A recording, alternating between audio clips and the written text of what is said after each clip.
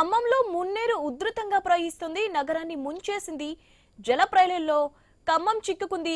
Moti Nagar, Bokkalagadda, Venkateswara colony, దానవైగూడెం, Padmavati Nagar సహా పలు కాలనీలు పూర్తిగా నీట మునిగాయి. కాలువ ఒడ్డు ప్రాంతాల్లో మున్నేరు పోటెత్తింది.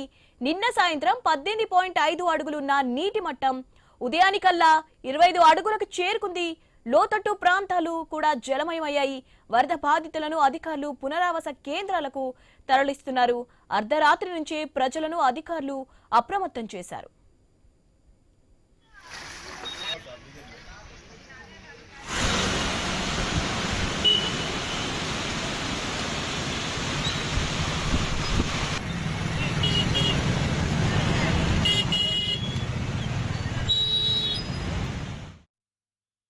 పోతున్నామండి, మేము ఇబ్బందులు పడలేకపోతున్నాం. సో ఎంతకని చదువుకుంటాం.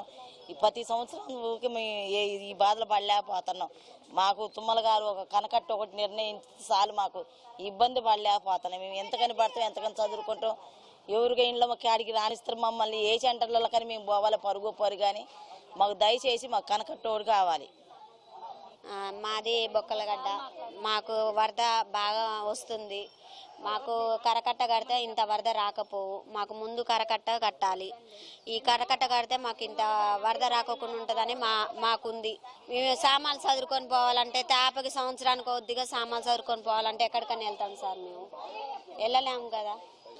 వస్తూనే ఉన్నారు, చూస్తున్నారు, వెళ్ళిపోతున్నారు. శివదుర్గ మందిరం ముందుకు నీళ్ళు వచ్చినాయి. మేము 6-5 కాంచి సామాన్లు సందు సైడ్ మీద పెట్టుకున్నాము. 8 ఇంట్లో నుంచి వెళ్ళినాము. ఇప్పటి వరకు నీళ్ళు వస్తూనే ఉన్నాయి. కొద్దిగా పెరుగుతూనే ఉంది నీళ్లు. రేపటి వరకు ఉండమని, రేపు వెళ్ళమని అంటారు అధికారులు.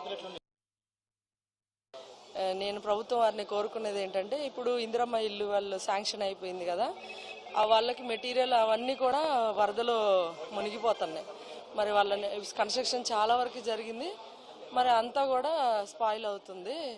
ఒకసారి దయచేసి ప్రభుత్వం వారికి సహాయం చేయాలని